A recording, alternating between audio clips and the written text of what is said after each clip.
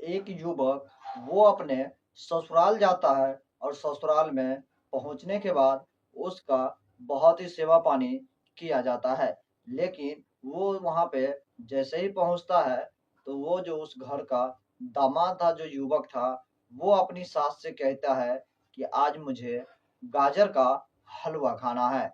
और जैसे ही वो अपने सास से इस बात की फरमाइश करता है, उसकी सास मार्केट से जाकर गाजर के हलवा लाने की तैयारी करते हैं। और उसकी एक छोटी साली होती है, निकिता, वो अपने जीजा की बहुत ही अच्छी तरह से ख्याल रखते हैं, उनको चाय नाश्ता लाकर देते हैं और चाय पिलाते हैं। लेकिन जैसे ही सास उसकी मार्केट के लिए जाती है, उसके बाद उस युवक जो था वो अपनी साली के साथ जो करता है वो बहुत ही ज्यादा हैरान कर देने वाला था।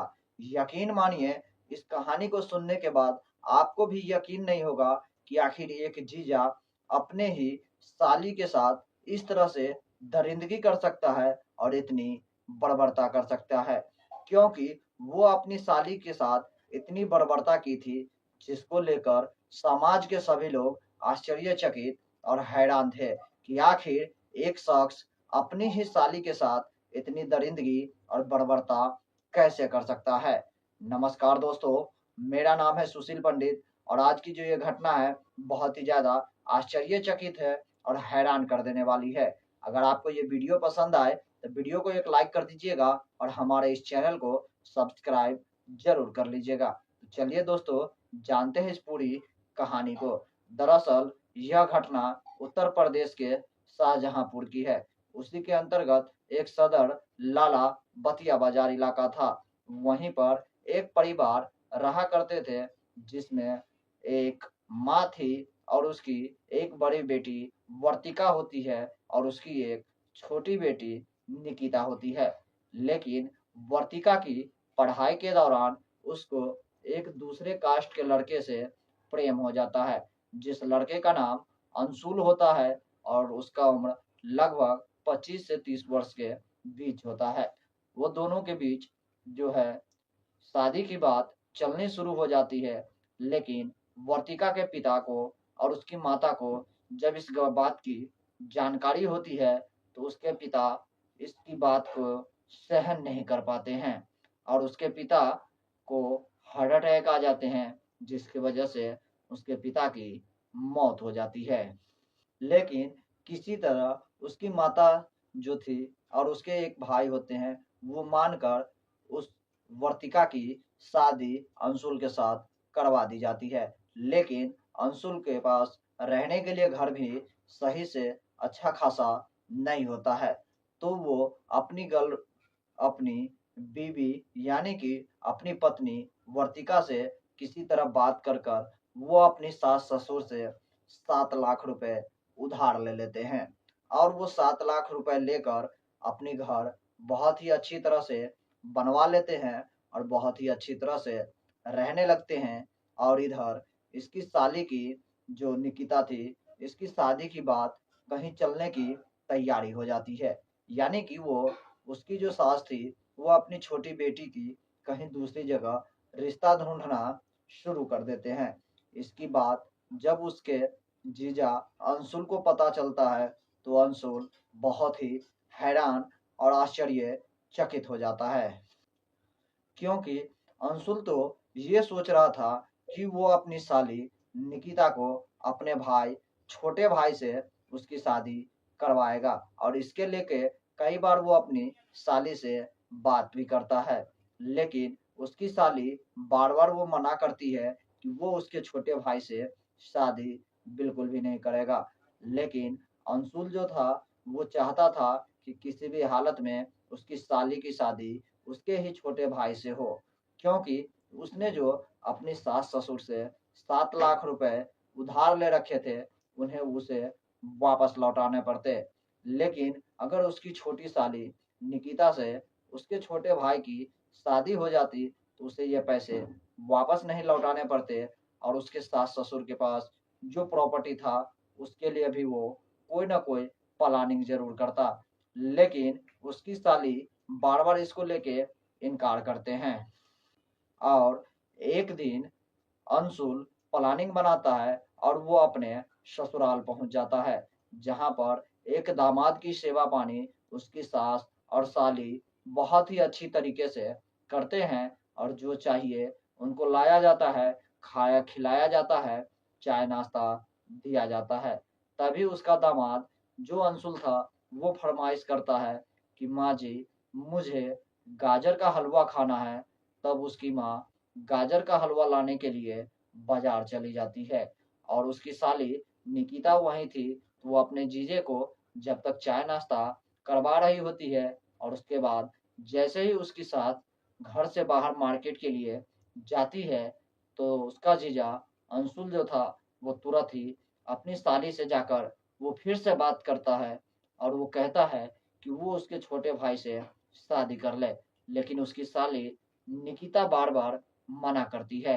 लेकिन इन दोनों के बीच इस मना करने के बातों को लेकर इतना ज्यादा विवाद बढ़ जाता है कि दोनों एक दूसरे से लड़ झगड़ लेते हैं और अंशुल को इतना ज्यादा गुस्सा आ जाता है कि वो अपने ही साली का बहुत ही बेरहमी से हत्या कर देता है।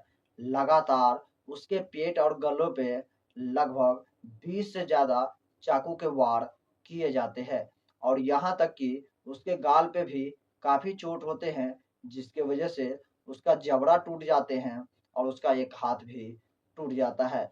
और उसकी जो साली निकिता थी वो अपने आप को बचाने की बहुत ही ज़्यादा कोशिश करती है, लेकिन वो अपने आप को अपने जीजा के बर्बरता के द्वारा नहीं बचा पाती है और आखिरकार उसकी साली की मौके पर ही मौत हो जाती है। जब उसकी सास मार्केट से गाजर का हलवा लेकर आती है, तब वो अपने दामाद को वहां से भागते हुए देखती है, जिसको लेकर वो बहुत ही ज्यादा घबरा जाती है और तुरंत ही अपने घर के अंदर आकर देखती है, तो देखती है कि वो पूरे घर में खून के इधर उधर छींटे पड़े हुए थे। जब उस खून के सहारे उस कमरे में पहुंचते हैं जहां पर उसकी बेटी की निकिता की लाश थी, उसे देखकर उसकी माँ की आंखों और पैरों तले से जमीन खिसक गई। उसकी माँ अपनी ही बेटी की लाश देखकर अपने आपा खो बैठती है और बहुत ही जोर से चिल्लाना शुरू कर देती है। जैसे ही चिल्लाना शुरू करती है, तैसे ही वहाँ के अगल बगल के जो पड़ोसी थे, जो गांव वाले थे, सभी लोग उसके घर पर पहुंच जाते हैं और देखते हैं कि आखिर ये पूरा मामला है क्या। और जब से ही लोग वहां पर देखते हैं, लोगों के पैरों तले से जमीन खिसक जाती है और वो लगातार पूछने लगते हैं कि आखिर इसके साथ इस तरह की दरिंदगी और बर्बरता किसने की। और उसी में से कुछ लोग होते हैं जो कि वहां के नजदीकी पुलिस स्टेशन को इस घटना की जानकारी देते हैं और पुलिस जब अपने फॉरेंसिक टीम के साथ मौके पर पहुंचती है, तो पुलिस भी देखकर हैरान हो जाती है कि उसके साथ आखिर इतनी नफरत किसके अंदर रही होगी, जिसने उस निकिता के लड़की के बॉडी पे इतने सारे चाकू के लगातार वार किए हैं और यहाँ तक कि उसके जबड़े पे को भी तोड़ डाला और उसके हाथों को भी तोड़ डाला, क्योंकि उसको जो कस के पकड़ा था, जिसकी वजह से घर में उसके हाथों की कई सारी चूड़ियां भी टूटी हुई पड़ी थी। फॉरेंसिक टीम हर एक एंगल से वहां के सबूत को जुटाते हैं और उस शव को लेकर पोस्टमार्टम के लिए चले जाते हैं। और जब पोस्टमार्टम रिपोर्ट निकल कर आती है, तो उसमें क्लियर ये पता चलता है कि उसके गले और पेट में 20 वार चाकू के लगातार किए गए थे और उसके जबड़े पर चोट थी, जिसके वजह से उसका जबड़ा भी टूट गया था और उसका हाथ भी टूटा हुआ था। और फौरन ही पुलिस इस घटना की जानकारी को लेकर उसके दामाद जो कि अंशुल था, उसको पुलिस 1 से 2 घंटे के ही अंदर गिरफ्तार कर लेती है और उससे पूछता है कि आखिर उसने अपने साली की हत्या क्यों की और उसने अपनी साली की हत्या करने की प्लानिंग कब बनाया था। तब वो अंशुल बताता है कि वो अपनी साली की हत्या करने की कोई भी प्लानिंग नहीं बनाया था। बस वो बात आगे बिगड़ने की वजह से अपनी साली की हत्या कर दी। क्योंकि बात ये थी कि उसके सास जो थी, वो अपने दामाद को यानी कि अंशुल को 7 लाख रुपए घर बनवाने के लिए दिए थे। उसके बदले वो अपने पैसे मांग रहे थे, लेकिन अंशुल चाहता था कि अपनी छोटी साली को अपने ही छोटे भाई के साथ शादी करवा दें, जिससे कि उसे सास को पैसे लौटाने नहीं पड़ेंगे। लेकिन उसकी साली उसके छोटे भाई से शादी करने से बिल्कुल ही मना कर रही थी। इसीलिए गुस्से में आकर मैंने अपने ही साली की बर्बरता से हत्या कर दी। इस तरह से पुलिस के सामने वो अपना गुनाह कबूल कर लेता है और उसे कानूनी कार्रवाई के लिए जेल भेज देती है। और इधर पोस्टमार्टम करने के बाद उसके शव उसकी माँ को सौंप दिया जाता है। लेकिन आश्चर्य और हैरानी की बात थी कि इधर एक माँ की एक बेटी चली गई, एक माँ की प्यारा सा दिल का टुकड़ा जो थी, वो बेटी इस दुनिया को छोड़कर चली गई। बस उसका कसूर इतना था कि वो अपने जीजे के भाई से शादी नहीं करना चाहती थी। इसके वजह से उसके जीजे ने उसकी हत्या कर दी।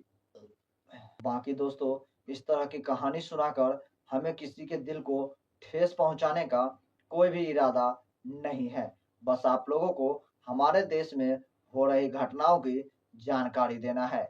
हमारे समाज में आए दिन ऐसी-ऐसी घटनाएं होती रहती है, जिसे सुनने के बाद पैरों तले से ज़मीन खिसक जाती है और यहाँ तक कि ऐसी-ऐसी घटनाएं होती है, जिसको लेकर इंसानियत को भी शर्मसार कर देने वाली है। बाकी अगर दोस्तों इस कहानी को लेकर आपका कोई भी निष्कर्ष हो तो हमारे कमेंट सेक्शन में कमेंट करके ज़रूर बताइएगा। साथ ही साथ ये भी बताइएगा कि उसके जीजे को क्या सज़ा होनी चाहिए।